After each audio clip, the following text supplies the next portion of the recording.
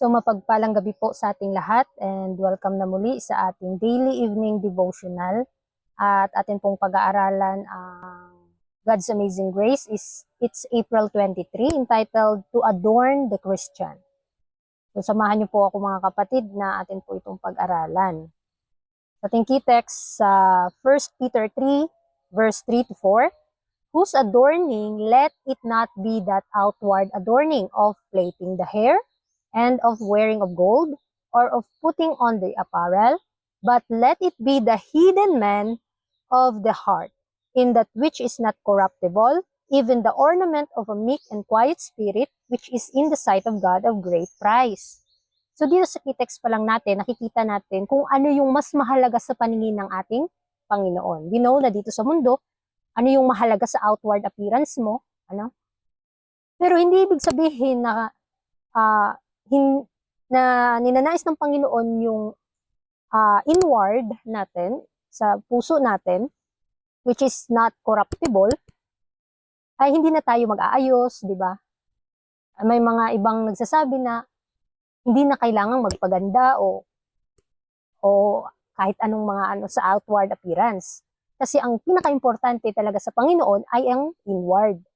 Pero, ang ninanais din ng Panginoon, maging clean tayo, maging malinis tayo sa lahat ng aspeto sa ating pananamit. Diba? Cleanliness is next to godliness. Pero ang pinakamahalaga sa Panginoon, yung ornament of a meek and quiet spirit, which is in the sight of God of great price. Sabi dyan, God, who created everything lovely and beautiful that the eye rests upon, is a lover of the beautiful. He shows he estimates true beauty. The ornament of a meek and quiet spirit is in His sight of great price. So, lahat ng bagay ginawa ng Panginoon ay napakaganda. Nung nilikha niya ang sanlibutan natin ay napakaganda sa mata natin, sa nature. At ito may purpose po yung Panginoon. Bakit niya nilalang ito? He shows you how to estimate the true beauty. So, nawa, mas pahalagahan po natin yung sa ating puso. Yun yung lagi nating pagandahin.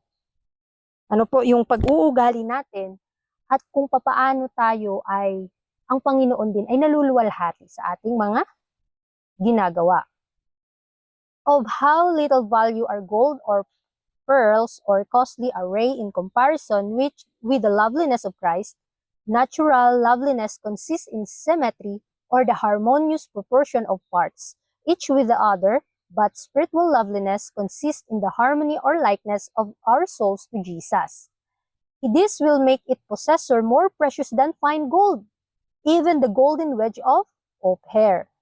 The grace of Christ is indeed a priceless adornment. It elevates and ennobles its possessor and reflects beams of glory upon others, attracting them also to the source of light and blessing. So kung sa mga tao dito sa mundo, ang mahalaga sa kanila yung mga ginto, napakahalaga yan, lalong-lalo na dito sa sanlibutan natin. Pero hindi nila pinapahalagahan kung ano talaga yung pinakatunay na mahalaga.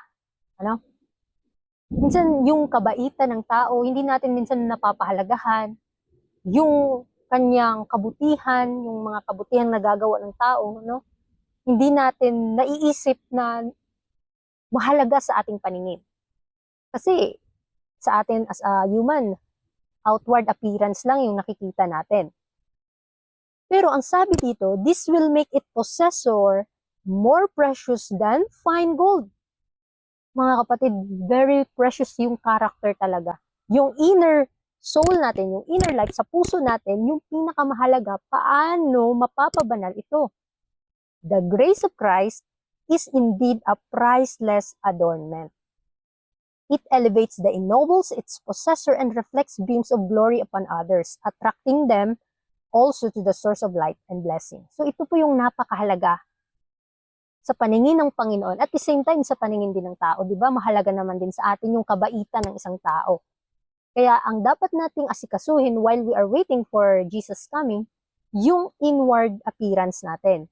Yung ating character, how to communicate others, Sabi dyan, our appearance in every respect should be characterized by neatness, modesty, and purity.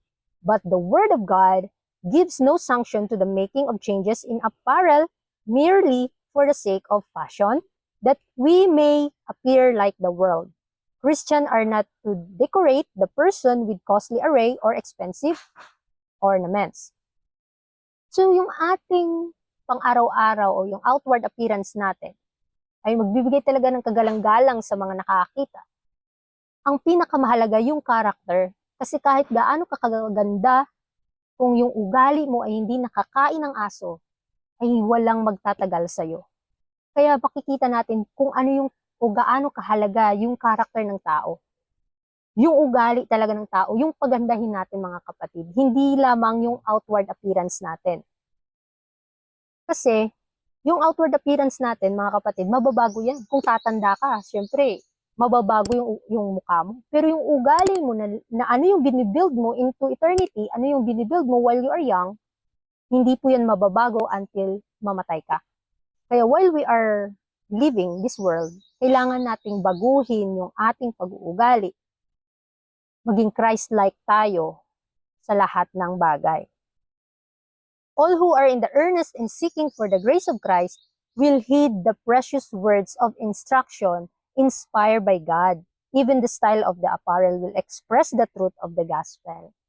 So mga kapatid, dito makikita natin na ang mas mahalaga sa Panginoon yung inward appearance natin. Pero hindi ibig sabihin na magiging pabaya na lang din tayo sa ating outward appearance. Kasi mas magiging epektibo din yung gospel kung maganda tayo sa ating inward and outward. Diba? Grace of Christ will heed the precious words of instruction inspired by God. Kapag napabanal tayo, even the style of the apparel, yung ating mga pananamit, yung ating mukha, will express the truth of the gospel. Isa din po kasi itong layunin natin, hindi lang tayo nagmemensahe sa mga tao, kundi ayusin din natin yung ating mga sarili, yung ugali natin, at the same time, yung pangangatawan natin, kung healthy ba tayo, di po? So, this is the adorn the Christian, yung ugali ng tao. It is right to love beauty and to desire it, but God desires us to love and seek first the highest beauty, that which is imperishable. No outward adorning can compare in value or loveliness with that meek and quiet spirit, the fine linen, white and clean, which all the holy ones of earth will wear. This apparel will make them beautiful and beloved here, and will hereafter by their badge of admission to the palace of the king. So tandaan natin, ang pinakamahalaga sa mata ng Panginoon ay ang ating ugali. So dito na lamang po magtatapos ang ating pag-aaral, at muli magandang gabi.